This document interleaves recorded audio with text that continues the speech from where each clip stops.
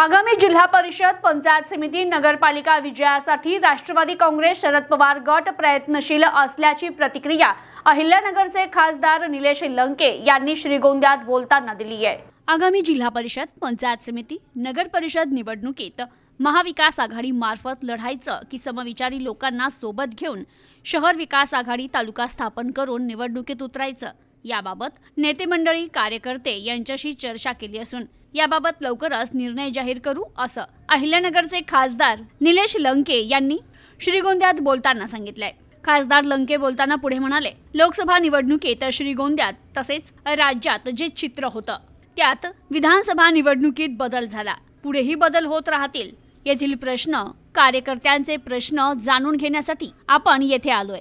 खासदार झाल्यावर आपण कांदा प्रश्नावर दिल्लीत आंदोलन केलं, दूध दरवाढ करण्याची मागणी तसेच दूध भेसळ कशी होते याचं प्रात्यक्षिक दिल्लीत दाखवलं, मेडिकल कॉलेज जिल्ह्यात मंजूर करून घेतलं।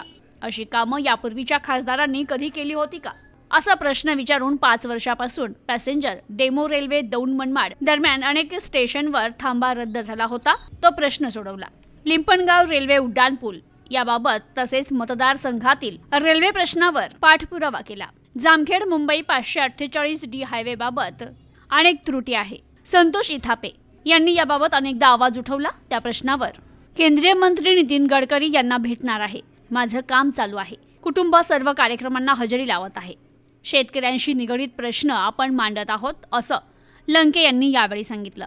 तर राष्ट्रवादी काँग्रेसमधून तालुक्यातील अनेक मंडळी बाहेर पडली, मग तालुक्यात पक्षाचा नेता कोण असं विचारताच खासदार निलेश लंके म्हणाले, जो काम करतो तो नेता। माझ्यासारख्या सामान्य माणसाला खासदार शरद पवार यांनी पुढे आणलंय, श्रीगोंद्यात देखील काम करणारे पुढे येतील असं उत्तर दिलं। तर यावेळी जिल्हा परिषद माजी अध्यक्ष बाबासाहेब भोस, पंचायत समिती माजी उपसभापती हरिदास शिर्के, संतोष इथापे, भगवान गोरखे, निवास नाईक, शांताराम पोटे, संजय लाकूडझोडे, सुभान तांबोळी यांच्यासह कार्यकर्ते उपस्थित होते।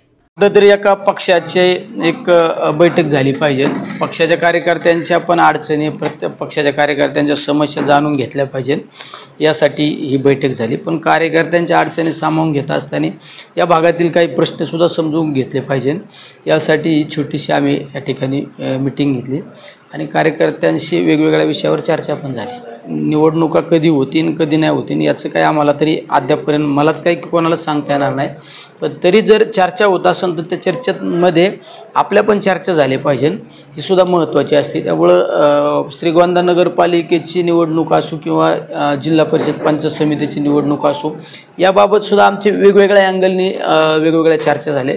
त्यामध्ये काही कार्यकर्त्यांचं म्हणणं आलं की आपण आपल्या राष्ट्रवादी पक्ष आदरणीय पवारसाहेबांच्या नेतृत्वाखाली आपण काम करतो, तर या ठिकाणी राष्ट्रवादीच्या विचाराच्या लोकांना त्या ठिकाणी ताकद दिली पाहिजे। काही जणांचं म्हणणं आलं की आपण काँग्रेस, शिवसेना, उद्धव साहेबांचा गट असो आणि राष्ट्रवादी अशी महाविकास आघाडीच्या वतीने येणाऱ्या निवडणुका लढवल्या पाहिजे। आणि काही जणांचं म्हणणं आलं की आपण या ठिकाणी एक श्रीगोंदा शहर असो किंवा श्रीगोंदा तालुक्यासाठी एक विकास आघाडी म्हणून आपण त्या ठिकाणी स्थापन केली पाहिजे।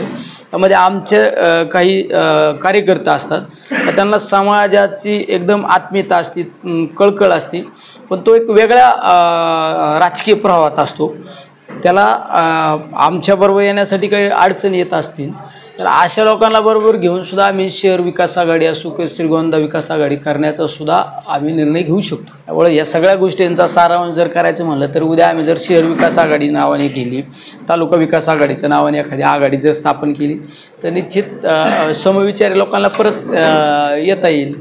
तालुक्यामध्ये मी खासदार झाल्यानंतर सगळ्यात महत्त्वाचा मी शेतकऱ्यांच्या बाबत कायम लढण्याचा प्रयत्न केला।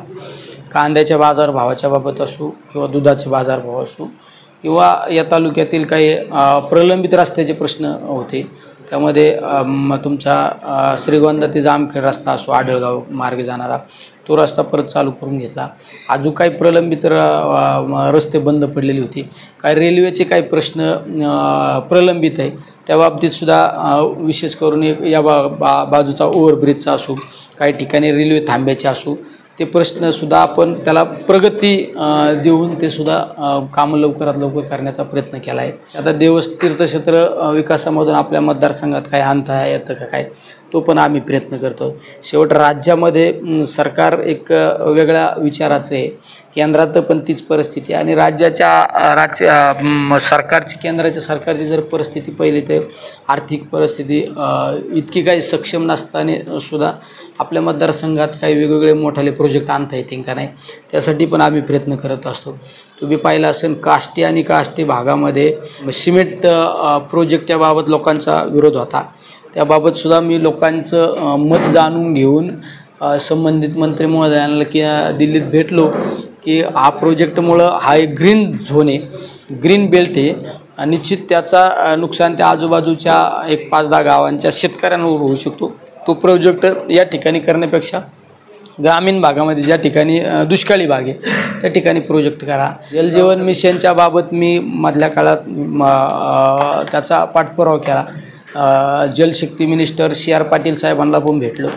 जलजीवन मिशनमध्ये जो स्कॅम्प होता का पाईपलाईन न टाकता पाईपची बिलं काढली, पाईप 1 फुटावरच पाईप गाडली, हा सुद्धा लोकप्रतिनिधी म्हणून मी त्याचा पाठपुरावा केला. केंद्राचं पण तेवढंच फंडिंग असतं, राज्याबरोबर केंद्राचं फंडिंग असतं. तर त्याबाबत केंद्रीय स्तरीय एक समिती लावून आपण ती केंद्रीय स्तरीय ती समितीने चौकशी केली.